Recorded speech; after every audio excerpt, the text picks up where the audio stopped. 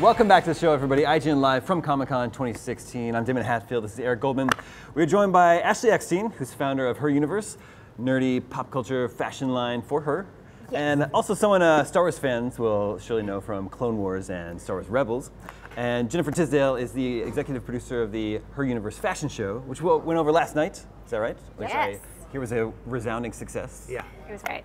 I know Eric wants to ask you about Star Wars. First, I want to ask you something about Her Universe. Have you noticed a sort of uptick in Pokemon merchandise recently? For any sort of reason? You know what? Her Universe, unfortunately, we don't have the Pokemon license. It's a bummer not to have a Pokemon license, but you know, I've definitely seen an uptick in Pokemon fashion, which is so exciting. I mean, you know, we've had girls make their own custom Pokemon gowns and dresses, and it's really exciting to see these geek properties that we love infuse into an everyday lifestyle. Mm-hmm. Yeah.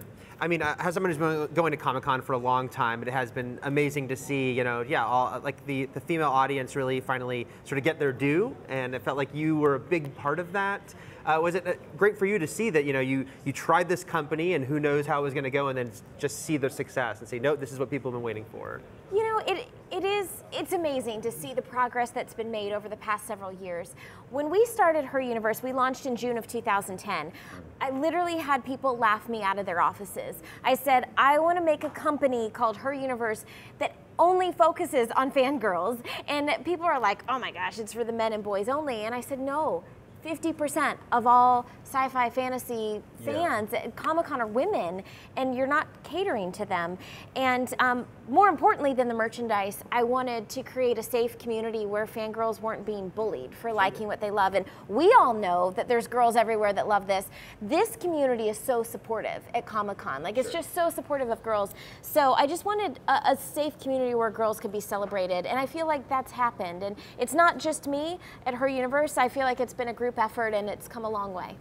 Jennifer, for you pulling off this show, you know, the fashion show, which we were talking about, it's like you have all such build up, like the IGN Live show. You know, when you get to see that fulfilled last night, is it just so exciting to see that and to see, you know, these amazing creations that people come out with?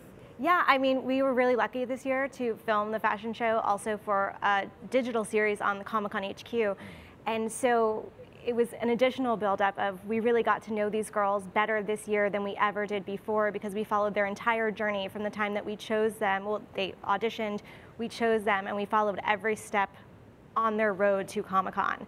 So we were extra invested this year, and I think there was extra heart in it because we were like, wow, they've worked so hard.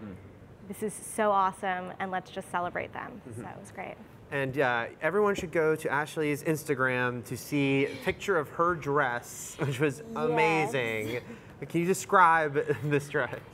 You know, we had to raise the bar this year, and I had the pleasure of meeting Nathan Sawaya. He's a world-renowned Lego artist, and I begged him, slightly stalked him, and said, would you make me a Lego couture gown? And so he builds Lego sculptures, but he's not a fashion designer. So I paired him up with Andrew McLean, who was the winner of our fashion show in 2014. He was the audience winner. And together they collaborated, and we made the first ever Lego couture gown that was actually movable. The first ever Lego couture gown that walked the runway. It had over 10,000 Lego bricks on it and weighed over 20 pounds. And what character was featured on that? It was an Ahsoka Tano Lego gown. Obviously, I have a personal connection with Ahsoka. Yeah. It looked amazing. Thank you. I have to ask you both, you guys have such cool licenses at Her Universe. I'm going to take Star Wars off the table just because I think it's too easy, you know. And it was kind of the one that helped you right out of the gate.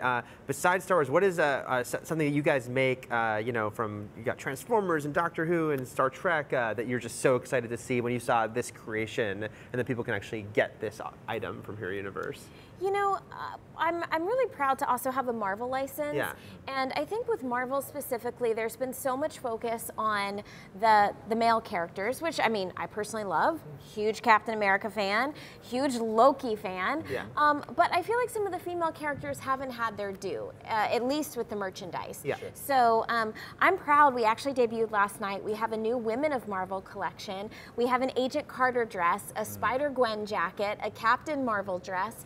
Loot Crate right now, there's an exclusive fangirl box just for fangirls for Loot Crate and it's a Women of Marvel dress. It's all the Women of Marvel wrapped around a dress, and I think the women of Marvel deserve their time in the spotlight. Yeah. And we've really been designing a lot for them this year and really debunking the stereotype that women characters won't sell merchandise. Like we've been selling a lot of it. And I feel like we've been proving the stereotype wrong. Yeah. I'm going to piggyback because I also love what she's done with Marvel. But for me, my favorite thing is kind of what I'm wearing is they did an active line.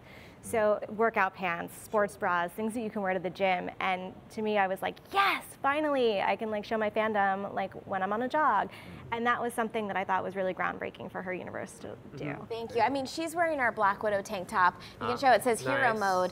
But the thing that was really important to me is it's black. Like it's not a pink t-shirt. You know, it's even black on black. Like it's, you know, I think you know, going back to debunking the stereotypes for so long, they said that girls just want pink t-shirts, and you know, we've really been able to prove that wrong. And it's not just us, it's the girls supporting us. And you know, to have change, you have to support with your dollars, and fangirls have been, you know, really showing up. Our activewear line was at Kohl's, and you know, Kohl's stores nationwide, and it sold out.